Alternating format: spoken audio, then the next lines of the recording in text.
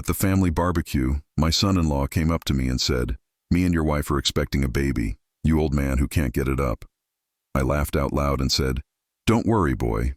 Weeks later, I gave them a surprise. "I'm glad to have you here.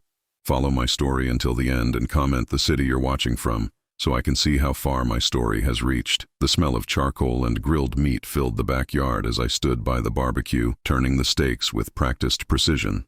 At 64, I'd hosted countless family gatherings in this same spot, watching my children grow up, celebrating birthdays and holidays, but something felt different about this Sunday afternoon.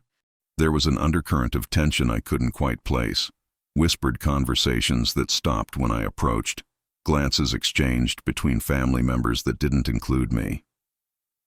Isabella moved through the crowd with her usual grace, her silver hair perfectly styled despite the heat. She wore that blue sundress I'd complimented her on just that morning, but she hadn't smiled at me the way she used to. Instead, she seemed to orbit around our son-in-law Melvin, laughing too loudly at his jokes, touching his arm when she spoke to him. Melvin had married our daughter Sarah 3 years ago, and from the beginning, I'd sensed something off about him. He was charming enough, successful in his marketing career, but there was an arrogance in his eyes that rubbed me wrong. The way he looked at me sometimes like he was sizing me up, measuring my worth. "Dad, could you grab more beer from the garage?" Sarah called out, her voice carrying that forced cheerfulness I'd been hearing from her lately. She was standing with her cousins near the pool, but even from a distance, I could see the tension in her shoulders. I nodded and headed toward the garage, but as I passed the patio table where Melvin was holding court with my brothers-in-law, his voice stopped me cold. "You know what, everyone?" Melvin's voice carried that particular tone of someone about to make an announcement. "I think it's time for some big news." The conversations around the yard began to quiet, people turning their attention toward him. Isabella appeared at his side as if summoned, her cheeks flushed with what I initially thought was excitement. "Isabella and I," Melvin continued, his arm sliding around my wife's waist with casual possession, "are expecting a baby." The words hit me like a physical blow. The beer bottles in my hand suddenly felt impossibly heavy. Around the yard I heard gasps of surprise, but underneath those sounds was something else.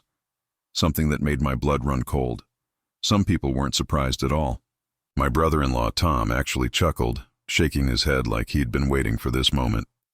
"Well, it's about time you two stopped sneaking around," he said, raising his beer in a mock toast. Melvin's grin widened, and he looked directly at me with eyes that gleamed with malicious satisfaction. "Poor old Donald here probably couldn't get it up anymore anyway, right, old man?" The laughter that erupted around the patio was like glass breaking in my ears. My own family, my own brothers-in-law, my nephews, even some of my friends, all laughing at the humiliation of a man they'd known for decades. I stood there, frozen, watching Isabella's face. She wasn't laughing, but she wasn't defending me either. She just stood there, her hand resting on her still flat stomach, looking at me with something that might have been pity. "Don't worry, boy," I heard myself say, my voice surprisingly steady. The words came out with a calmness that surprised even me. "Don't worry at all." The laughter died down a bit, confusion replacing the cruel amusement on some faces. Melvin's expression shifted slightly as if he'd expected me to explode, to rage, to make a scene that would justify his public humiliation of me. Instead, I just smiled. A quiet, knowing smile that seemed to unnerve him more than any outburst would have. "Congratulations," I said, looking between him and Isabella. "I'm sure this will all work out exactly as it should." I turned and walked toward the house, my steps measured and calm. Behind me, the party resumed, but with less enthusiasm now. My response had thrown them off, confused them. Good. Inside the quiet of my kitchen, I finally allowed myself to breathe. My hands weren't shaking, which surprised me. Instead, I felt a strange sort of clarity settling over me, like the calm that comes after a storm has passed. I'd known about Isabella and Melvin for 4 months now. I'd known about the pregnancy for 3 weeks. What I hadn't known was that they would be cruel enough to humiliate me publicly, to turn my own family gathering into the stage for their betrayal. That knowledge stung more than the affair itself. I walked to my home office and opened the bottom drawer of my desk. Inside was a manila folder I'd been building for months. Photos, dates, times, financial records, everything I'd need when the time came. But there was one more thing I needed to confirm, one piece of the puzzle that would determine exactly how this game would end. I picked up my phone and dialed a number I'd memorized weeks ago. "Doctor, Patterson's office, the receptionist answered. This is Donald Mitchell. I'd like to schedule an appointment for a paternity test as soon as possible. Through the kitchen window, I could see the party continuing in my backyard. Isabella and Melvin stood close together, accepting congratulations from people who should have been horrified by what they'd just witnessed. Instead, they were celebrating. But as I watched Melvin's smug face, as I saw the way he kept glancing toward the house where I stood, I realized something that made me smile again. He had no idea what he'd just set in motion. 4 months earlier, I had been a different man. Trusting, perhaps naively so, in the woman I'd shared my life with for 38 years. Isabella and I had weathered the usual storms of marriage: financial stress when the kids were young, the grief of losing both our parents, the empty nest syndrome when Sarah finally moved out. But we'd always been a team, or so I'd believed. The discovery came by accident, the way these things often do. I'd been working late in my home office, finalizing some contracts for the construction company I'd built from nothing. It was past midnight when I heard Isabella's phone buzzing insistently on the kitchen counter. She'd fallen asleep on the couch, watching one of her shows, and the sound was clearly going to wake her. I walked over to silence it, thinking I was being considerate. The screen showed a text message from someone named M, just the letter M. Can't wait to hold you again tomorrow. The hotel room is booked. My finger hovered over the screen, my brain struggling to process what I'd just read. Hotel room, tomorrow. Isabella had mentioned having lunch with her sister tomorrow, a monthly tradition they'd maintained for years. I should have put the phone down. I should have woken her up and asked her directly. Instead, I did something I'd never done in nearly 4 decades of marriage. I scrolled up through their conversation. The messages went back months. Intimate messages, planning messages, messages that detailed exactly how long they'd been betraying me, and worse, how little regard they had for me in the process. Donald suspects nothing. He's so focused on work, he barely notices when I'm gone. The old man's getting more pathetic every day. Can't believe you stayed with him this long. Soon, baby. Just a little longer and we can be together properly. I stood in my kitchen at 12:47 a.m. reading the destruction of my marriage in glowing text messages, and felt something inside me go very quiet and very cold. The M was Melvin, our son-in-law, the man who called me dad at family dinners, who I'd helped get his first promotion by introducing him to clients from my construction business. I took photos of every message with my own phone, my hands steady despite the tremor I felt in my chest. Then I carefully placed Isabella's phone back exactly where she'd left it and returned to my office. I didn't sleep that night. Instead, I sat in my leather chair, staring out at the dark backyard where we'd hosted so many happy family gatherings, and began to plan. The next morning, Isabella kissed my cheek before leaving for her lunch with Linda. She smelled like the perfume I'd bought her for Christmas, the expensive one she claimed to save for special occasions. I might be late, she said, adjusting her hair in the hallway mirror. You know how Linda gets when she starts talking about her divorce? I nodded and smiled. Take your time, sweetheart. I'll probably work late anyway. But I didn't work late. Instead, I drove to the Marriott downtown and waited in the parking garage. At 2:15 p.m., I watched my wife of 38 years walk through the lobby with our son-in-law, his hand possessively on the small of her back. They took the elevator to the 7th floor. I waited in my car for 3 hours, documenting everything with time-stamped photos. Over the following weeks, I became a man I didn't recognize, methodical, patient, cold. I installed security cameras around our property under the guise of protecting against a rash of neighborhood break-ins. I hired a private investigator, a discreet woman named Carol who specialized in matrimonial cases. How long do you want me to follow them? Carol asked during our first meeting at a coffee shop across town. Until I have everything I need, I told her. What Carol uncovered was worse than I'd imagined. The affair had been going on for over a year. It had started, according to the detailed timeline she provided, just 2 months after Sarah and Melvin's wedding. While I was paying for their honeymoon, my new son-in-law was already seducing my wife. The worst part wasn't the betrayal itself. It was reading their messages about me, their cruel jokes about my age, my supposed sexual inadequacy, my trusting nature. They didn't just not love me, they actively despised me, even as they lived in my house and spent my money. He's so pathetic, one of Isabella's messages read. Still brings me coffee in bed like we're newlyweds. If he knew what we did in that bed when he's at work, he'd probably have a heart attack. Melvin's response. Maybe that wouldn't be such a bad thing. Speed up our timeline.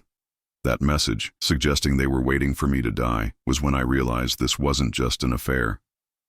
This was a complete reconstruction of my life without my consent, and they were just waiting for nature to remove the obstacle I represented. But there was one message that stopped me cold, that changed everything about how this story would end. It was from 3 weeks ago, right around the time Isabella started acting differently, more nervous, more attentive to me, but in a guilty way. "I'm pregnant," Isabella had texted Melvin. His response came quickly. "Are you sure it's mine?" "I don't know. Donald and we were together that week you were out of town. I thought we were done with that. But he initiated and I couldn't refuse without making him suspicious." "Jesus, Isabella, what if it's his? Then we'll deal with it. No one would ever suspect anyway. Everyone knows how old he is." I read that exchange 17 times before it fully sank in. Isabella was pregnant, but she wasn't sure who the father was. And they were planning to pass the child off as Melvin's regardless, using my age as cover for their deception. But there was something they didn't know, something that would make their little plan impossible. 3 years ago, after a routine physical, my doctor had recommended I get tested for various age-related health issues. One of those tests had revealed that I had an extremely rare genetic marker, something that would definitely show up in any child of mine. It was the kind of thing that would be impossible to fake or hide in a paternity test. As I sat in my office that night, holding the private investigator's final report, I realized that Isabella and Melvin had made a critical error. They'd underestimated me completely, assuming I was too old, too trusting, too weak to fight back. They were about to learn how wrong they were. The phone rang, interrupting my thoughts. Isabella's voice came through, bright and cheerful. "Hi, honey. I'm going to stay late at Linda's tonight. She's having a rough time with the custody arrangements." Through my newly installed security cameras, I could see her car wasn't in Linda's driveway. It was parked at the same hotel where she'd been meeting Melvin for months. "Of course, sweetheart," I said into the phone. "Take all the time you need." After I hung up, I opened my laptop and began typing an email to my attorney. It was time to put my plan into motion. The weeks following my discovery became a masterclass in acting.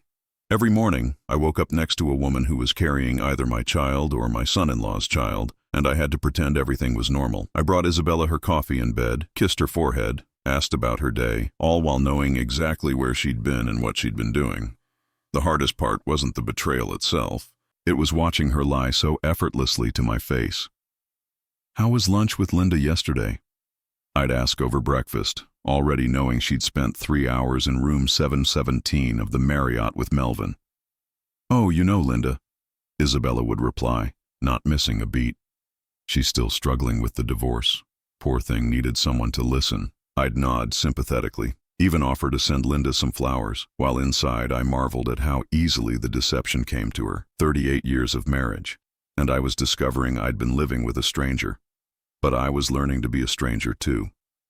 I started varying my routines, coming home at unexpected times, suggesting spontaneous dinner dates, not because I wanted to catch them in the act, I already had all the evidence I needed, but because I wanted to see how they'd react under pressure.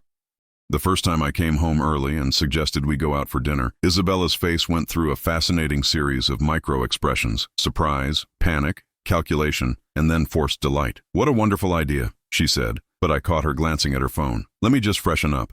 While she was upstairs, I watched her send a quick text.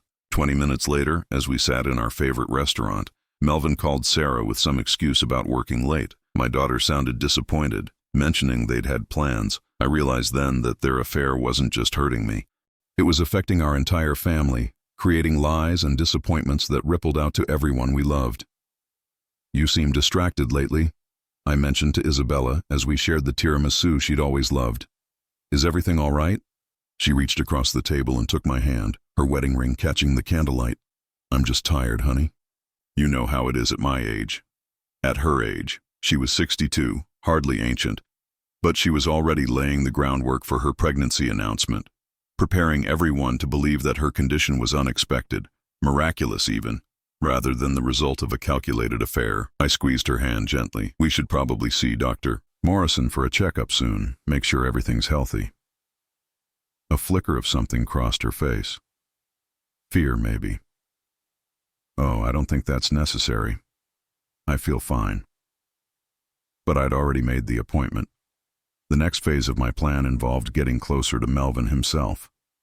If I was going to destroy him, I needed to understand exactly who I was dealing with, so I started inviting him to things: golf, dinner, father-son conversations about his career and his marriage to Sarah. "You seem really happy lately," I mentioned during one of our golf games, watching him line up a shot on the 7th hole.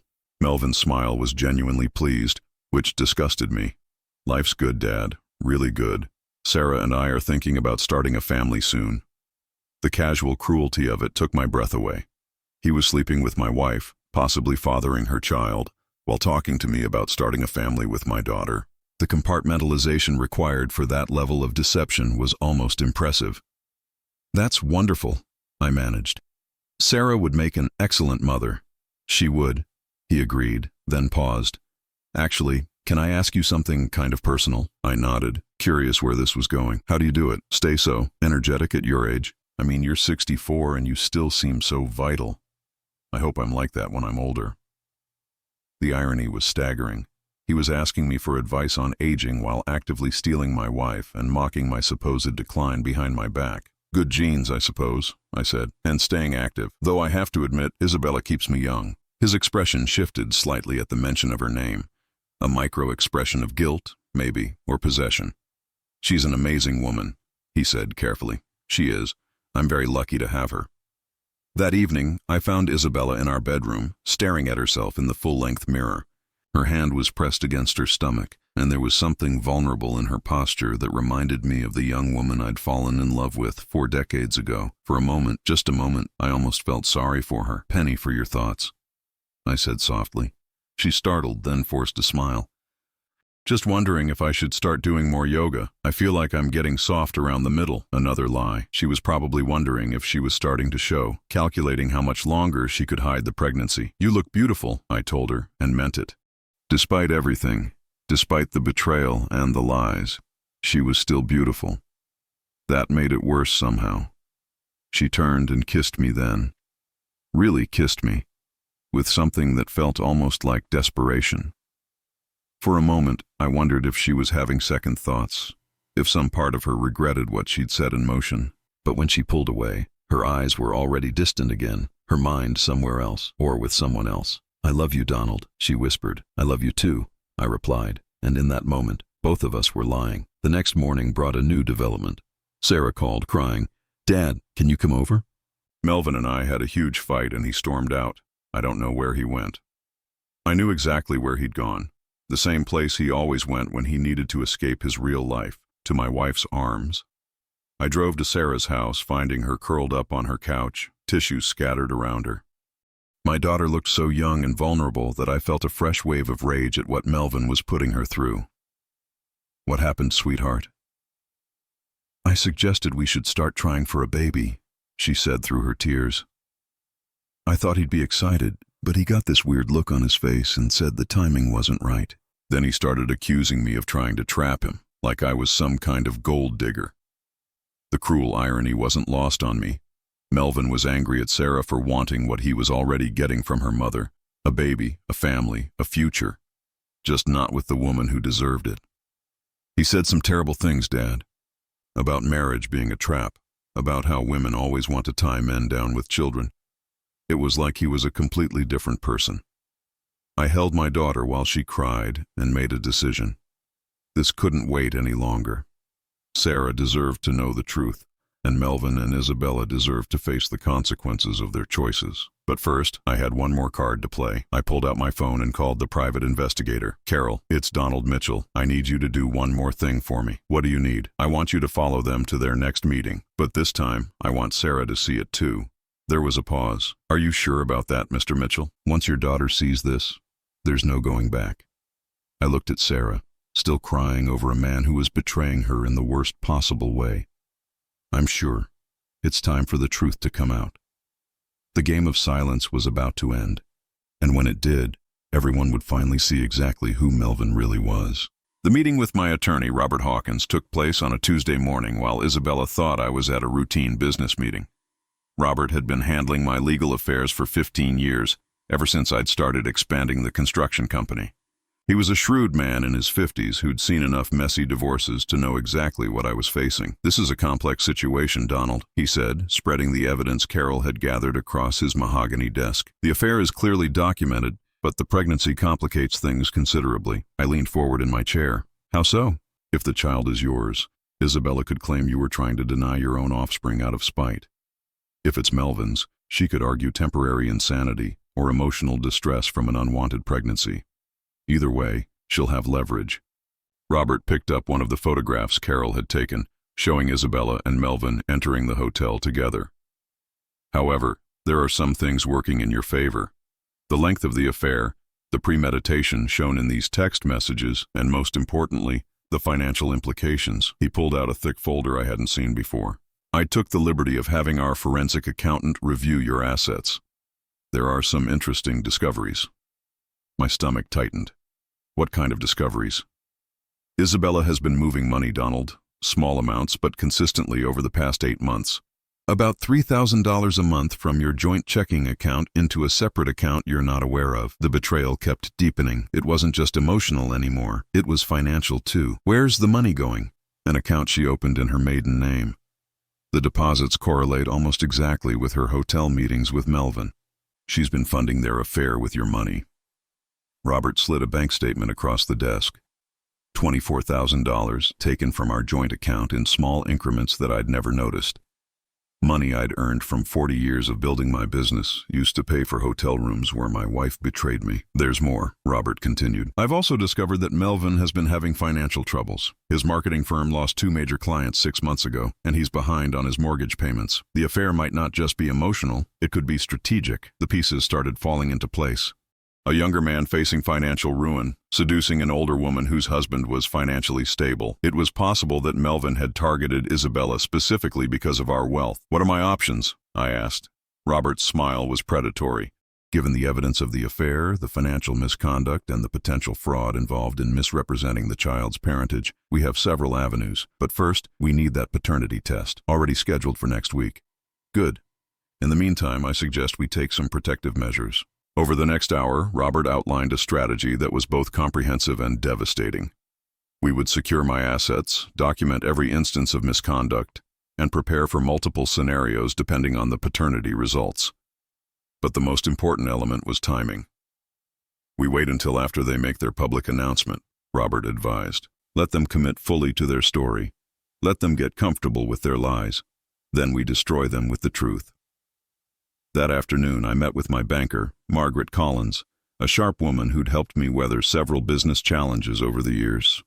She listened without judgment as I explained the situation and my need to protect my assets. "I want to move our major accounts into individual ownership," I told her, "and I want to establish a new business account that Isabella doesn't have access to." Margaret nodded efficiently. "We can do that. Given the circumstances, I'd also recommend placing a fraud alert on all your accounts. If she's been moving money without your knowledge, she might escalate." Within 2 hours, I'd restructured my entire financial life. The joint accounts remained open, but with minimal balances. Our savings, investments, and business accounts were now solely in my name.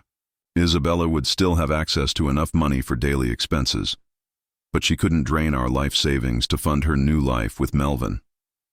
The next stop was the most painful: a visit to my daughter Sarah. I found her in her garden, trying to distract herself with the rose bushes she'd inherited from my mother. She looked up when she heard my car, and I could see she'd been crying again. "Dad, what are you doing here?" "I wanted to check on you, and I need to tell you something important." We sat on her back porch, the same porch where I'd taught her to tie her shoes 25 years ago. "How do you tell your daughter that her husband and her mother have been betraying both of you?" "Sarah, I need you to promise me something. No matter what happens in the next few weeks, no matter what you see or hear, I want you to remember that you are the most important thing in my life. You and your happiness." She frowned, studying my face. "Dad, you're scaring me. What's going on?" "I can't explain everything right now. But I want you to know that if Melvin ever makes you feel like you're not enough, like you're not worthy of love and respect, he's wrong. Do you understand?"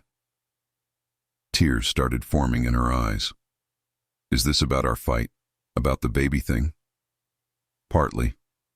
Sarah, you deserve a man who sees you as a gift, not a burden. You deserve someone who would never make you cry the way you've been crying. I could see the confusion and fear in her expression, but I couldn't say more.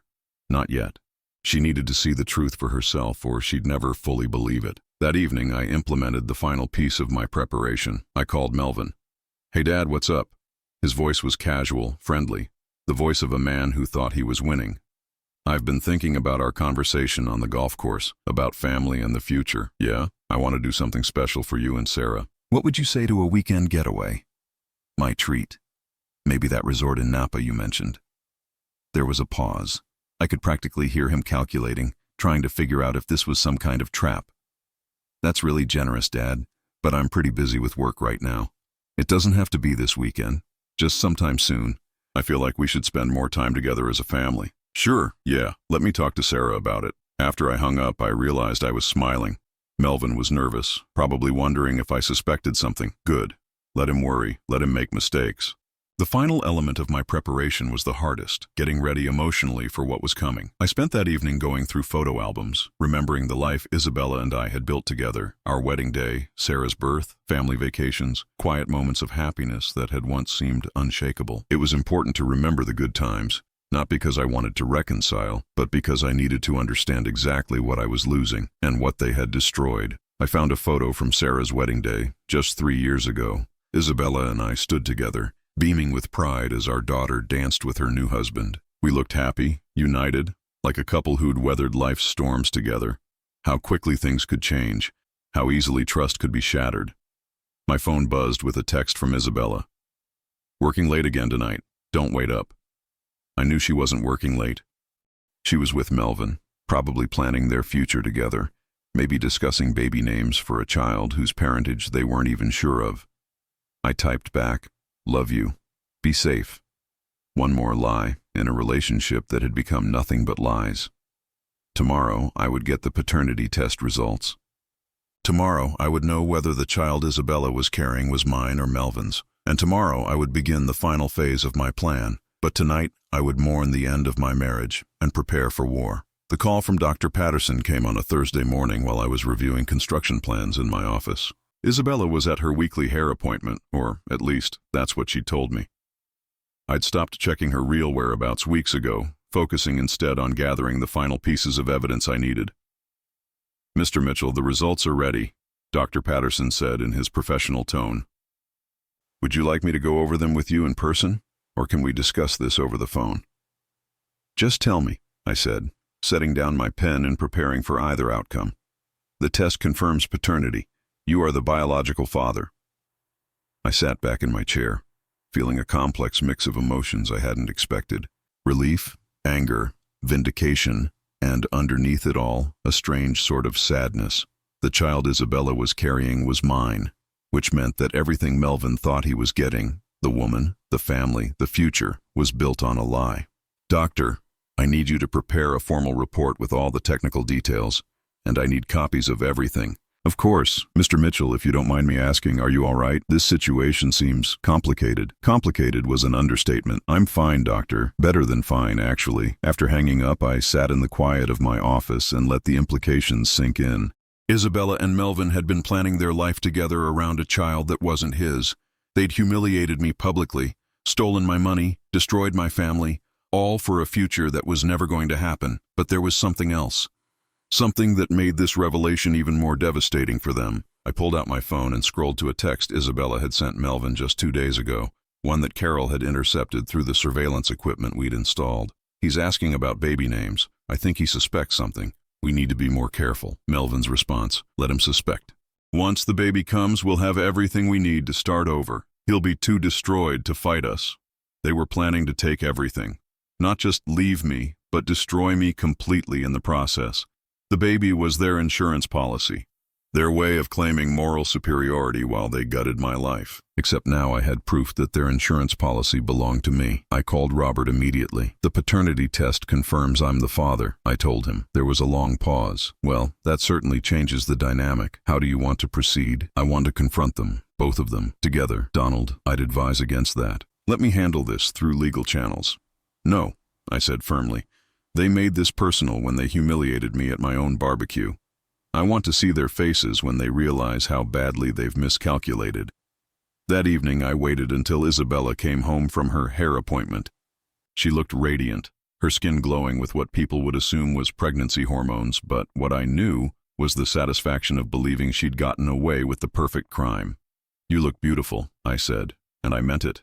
She did look beautiful, carrying my child while planning to destroy my life. "Thank you, honey," she said, kissing my cheek. "How was your day?" "Productive, very productive." I handed her a glass of sparkling water. "I have something I want to discuss with you." Her expression became guarded. "What about?" "I think it's time we had Melvin and Sarah over for dinner. A family dinner. There are some things we all need to discuss." "What kind of things?" Her voice was carefully neutral. "The future, family planning, responsibilities." I smiled at her, enjoying the way her eyes flickered with uncertainty. "I'll call them now." The dinner was set for Saturday night, 3 days after the barbecue where they'd announced the pregnancy. I spent those 3 days watching Isabella and Melvin, seeing how they interacted now that their secret was out in the open. They were more careless, more confident. Isabella touched her stomach frequently, and Melvin hovered around her protectively when he thought I wasn't looking. They'd started believing their own lie. Saturday evening arrived with the kind of crisp autumn air that made our dining room feel especially cozy. I'd set the table with our best china, the set Isabella's mother had given us for our wedding. It seemed appropriate somehow. Sarah arrived first, looking tired but trying to put on a brave face for the family dinner. She hugged me tightly, and I could feel how much strain she was under. "Dad, thank you for doing this. I know things have been tense between Melvin and me lately. That's what family is for, sweetheart. We work through things together." Melvin arrived 20 minutes later, his usual charming smile in place but something nervous in his eyes. He'd brought wine, expensive wine that I happened to know he couldn't afford on his salary. "Sorry I'm late, Dad. Traffic was terrible." I noticed how he positioned himself near Isabella, how his hand briefly touched her back when he thought no one was looking. They'd gotten sloppy in their confidence. We made small talk through dinner, the conversation stilted and artificial. Sarah tried to bridge the tension between her and Melvin, while Isabella played the gracious hostess. Melvin kept checking his phone, probably reading supportive texts from Isabella that she was sending under the table. Finally, as I served dessert, Isabella's favorite tiramisu, I decided it was time. "I have an announcement to make," I said, standing at the head of the table. "Actually, several announcements." Isabella's face went pale. Melvin set down his fork. "First, I want to congratulate Isabella and Melvin on their relationship." I paused, watching Sarah's confused expression. "I know this might come as a shock to some people, but I've known about their affair for months." Sarah's gasp was sharp and painful. She looked between her mother and her husband, her face cycling through disbelief, horror, and devastation. "Dad, what are you talking about?" she whispered. I walked to the sideboard and retrieved the manila folder I'd prepared. "I have photographs, text messages, financial records. Your mother and your husband have been having an affair for over a year." Melvin started to stand, his face flushed with anger. "Now wait just a minute. Sit down," I said quietly, and something in my voice made him obey. "I'm not finished."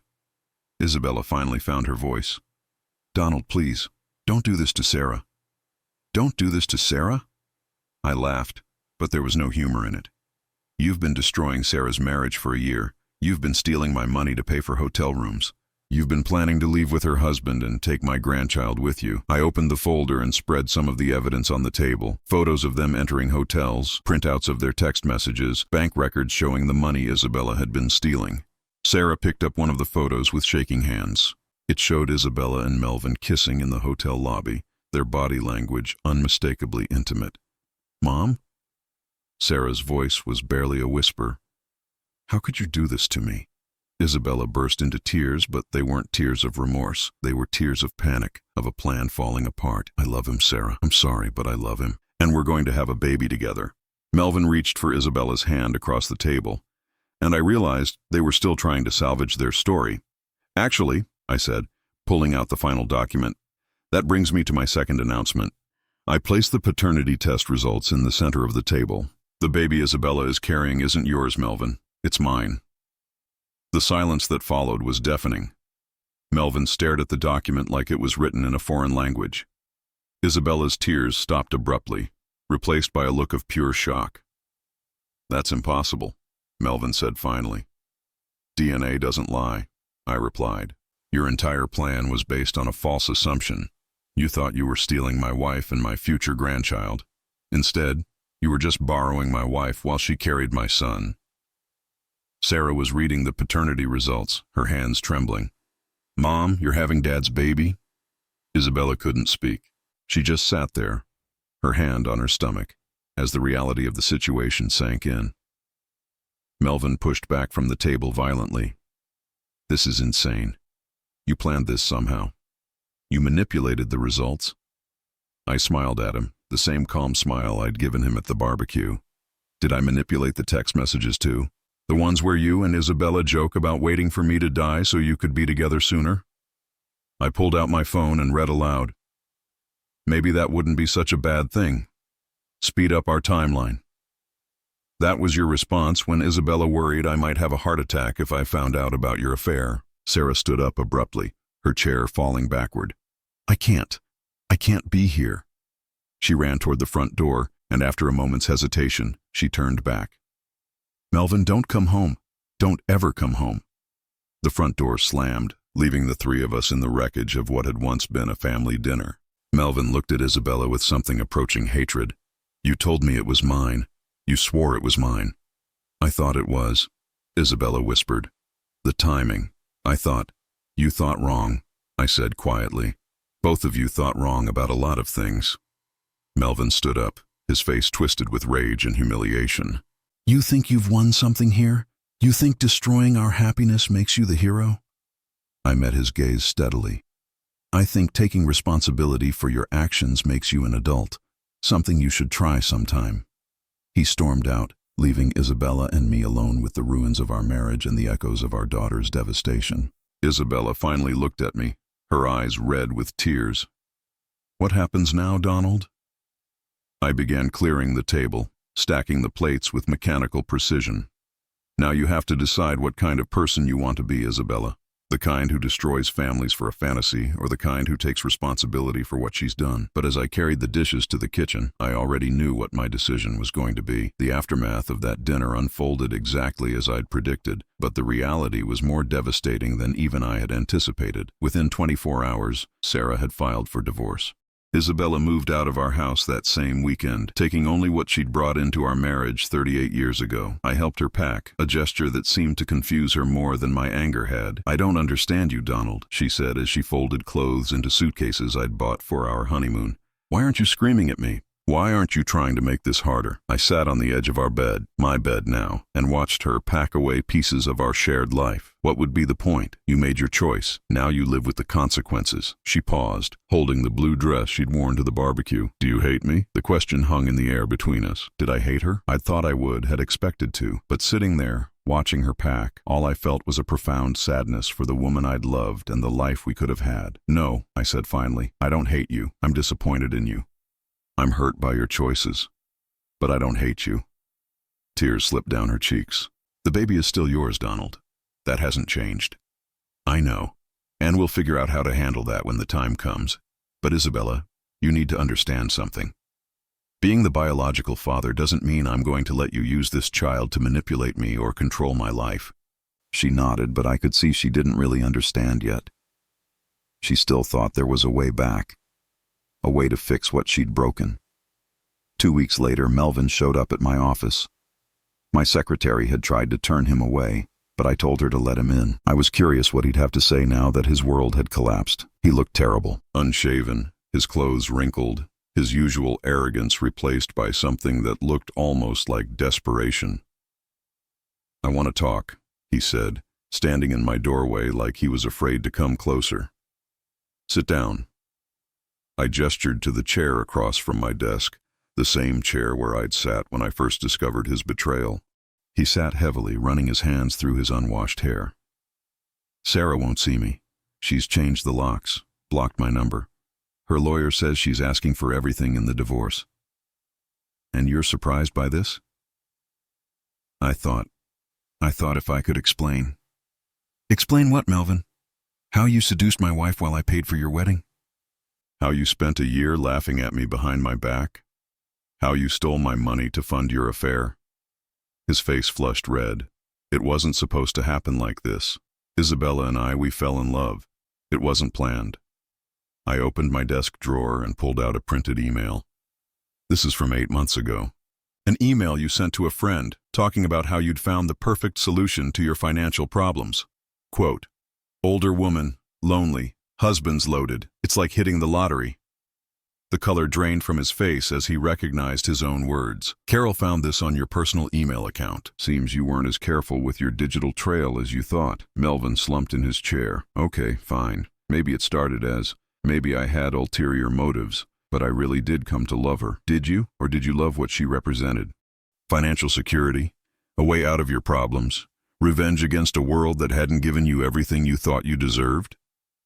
He couldn't answer, which was answer enough. I leaned forward. Here's what's going to happen, Melvin. You're going to leave Sarah alone.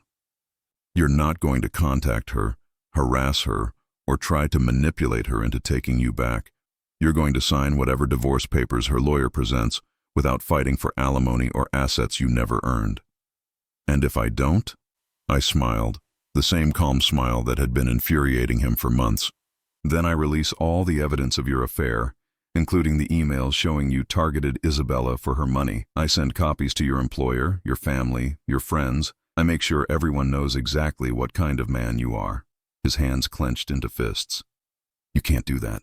Watch me. We stared at each other across my desk, and I could see the moment he realized he had no power left, no cards to play. There's something else, I continued. You mentioned at the barbecue that I couldn't get it up anymore, that I was too old, too weak. I want you to know that while you were bragging about stealing my wife, she was still sleeping with me.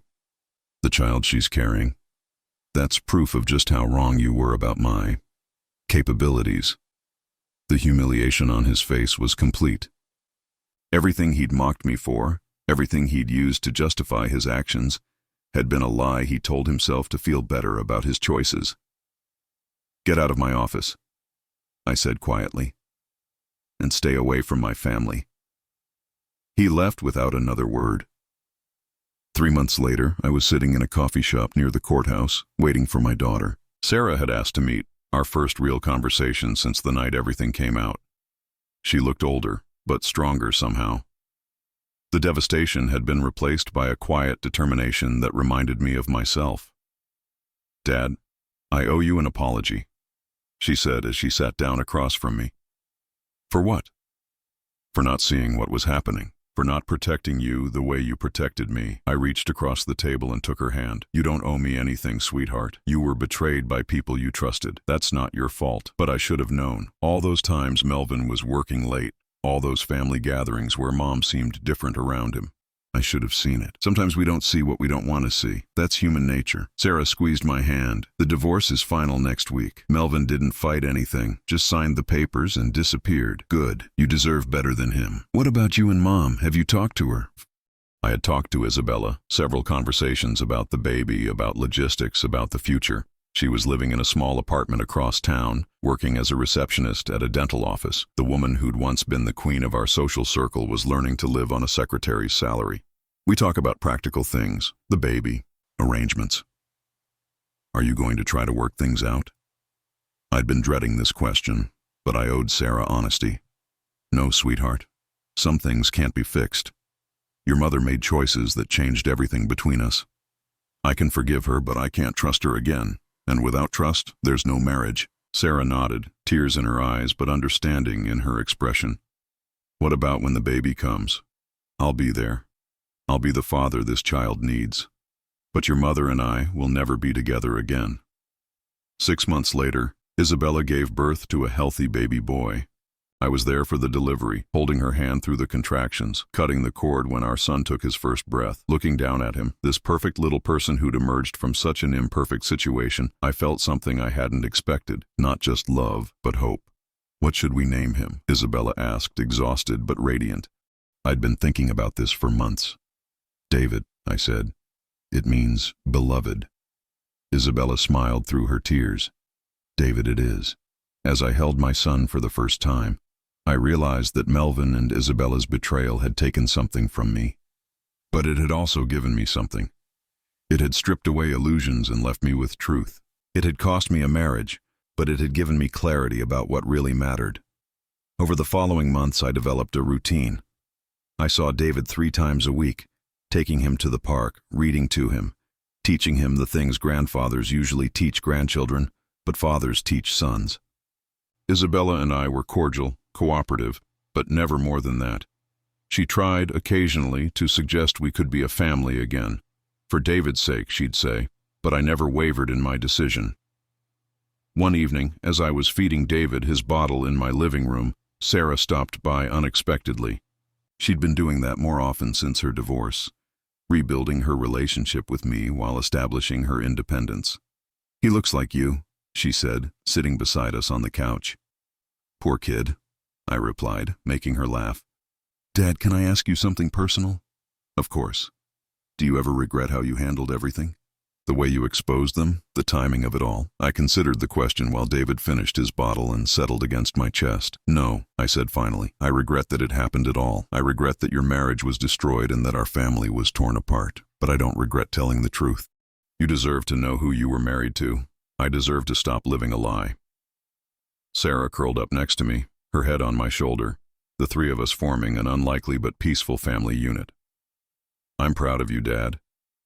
You could have handled this with anger and bitterness, but you chose dignity instead." As I sat there with my daughter and my son, I realized she was right. The old Donald might have raged, might have sought dramatic revenge, might have let the betrayal poison him completely. Instead, I'd chosen a different path. I'd taken control quietly, exposed the truth calmly, and rebuilt my life with intention. Melvin had called me old, weak, incapable, but in the end, it was his weakness that destroyed him. His need for easy money, his willingness to betray trust, his inability to build anything real or lasting. I was 65 now, starting over in ways I'd never imagined.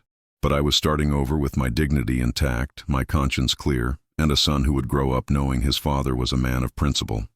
Sometimes the best revenge isn't dramatic or flashy. Sometimes it's simply living well, choosing truth over comfort, and refusing to let other people's weakness become your own. As David fell asleep in my arms, I realized I'd won something far more valuable than any revenge could have given me. I'd won my self-respect back, and that was worth everything. Now I'm curious about you who listened to my story. What would you do if you were in my place? Have you ever been through something similar?